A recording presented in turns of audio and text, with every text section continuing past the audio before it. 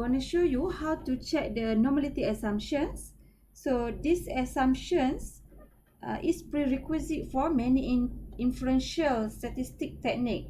So there are a numbers of ways to explore these assumptions. For example, skewness and kurtosis, box plots, histograms, stand and leaf plots, normal QQ plots, and also normality tests. So first, I'm going to show you how to check the kurtosis and skewness. So go to analyze, descriptive statistics, descriptive. You have to reset. Okay, and so let's say I want to check the normality data of the knowledge total score. So I have to move this variable into this box. Go to option and click this kurtosis and skewness, and then continue, and then okay. So this is Spss statistics outputs. So for descriptive statistics, here we can see n, which is the number of scores in each distribution. Minimum statistics, the smallest value in each distribution. Maximum statistics is the largest value in each distribution. Mean statistics, the average of the scores in each distribution. And we have standard deviation statistics, which is the average amounts by which the scores in each distribution deviates from their respective means. And here we have skewness statistic and skewness standard error, and also kurtosis statistics and kurtosis standard error.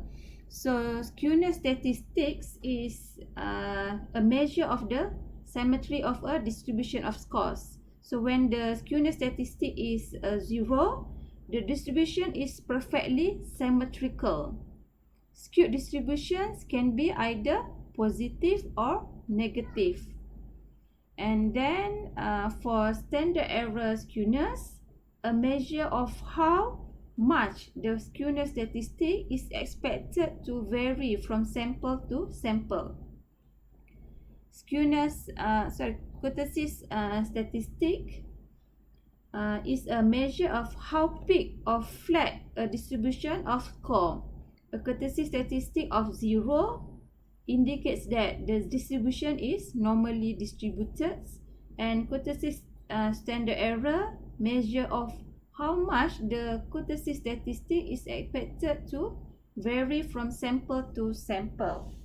So I'm going to show you how to compute or to calculate the Z skewness. So for example,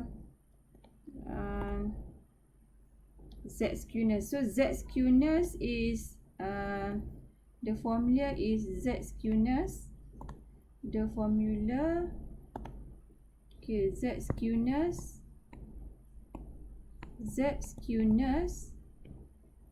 equal to statistic skewness divided by standard error skewness. Okay, let's see. Negative 0.371 divided by 0.115.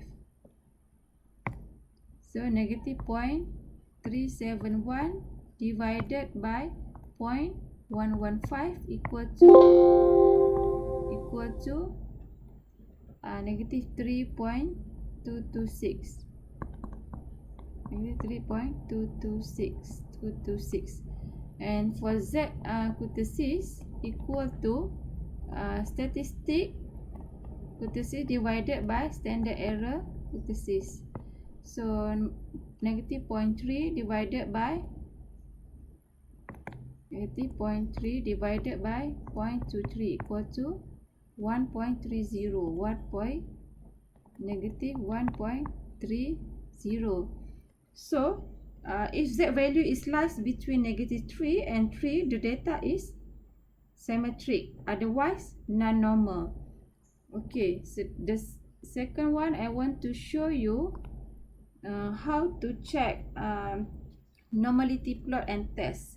So go to analyze descriptive statistic and explore, and move the knowledge data score to dependent list. Go to statistic and tick outliers. Okay, you want to check whether we have our data have outliers. Tick this histogram, normality plot with test, continue, and then okay. So from here we can see this normality test. So there is Komograph, Skewness, and Shapiro-Wilk test. So Shapiro-Wilk is only computed when sample size less than 50. So the Komograph Skewness test assess whether there is significant departure from the normality in the population distribution. So the null hypothesis states that the population distribution is normal. We reject the null hypothesis if p-value less than significant level. So in normality test, normally we looking for larger p-value in order to conclude that the data is normally distributed. So we can see here both Komograph and Shapiro-Wilk is significant. Therefore, the data is non-normally distributed. And then we can also check this histogram. So we can check this bell-shaped curve, and then we can check the QQ plots.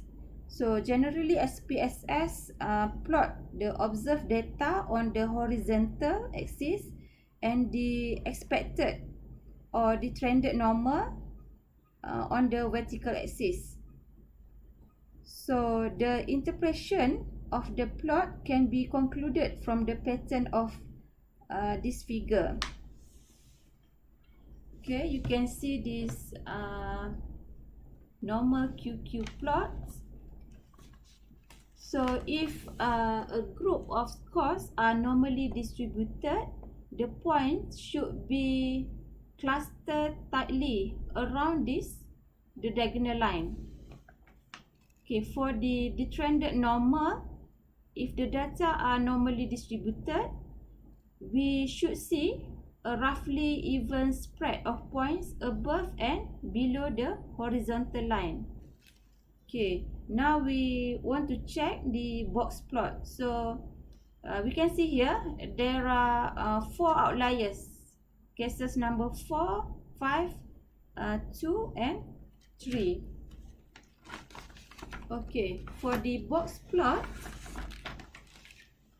if there is an outlier exists, so we can see here there are 2 ways to solve it. Either we remove this case or remain the case, because the outliers might be one of the reason that the data is not normally distributed. Okay, so the box plots, the box contains the middle 50% of score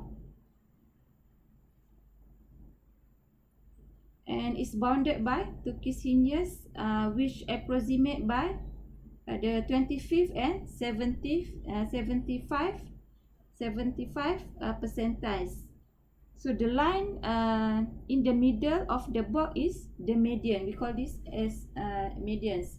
And the whiskers extend to the highest and lowest. This is the whiskers extend to the highest and lowest in the distribution that are not outliers or extremely scores.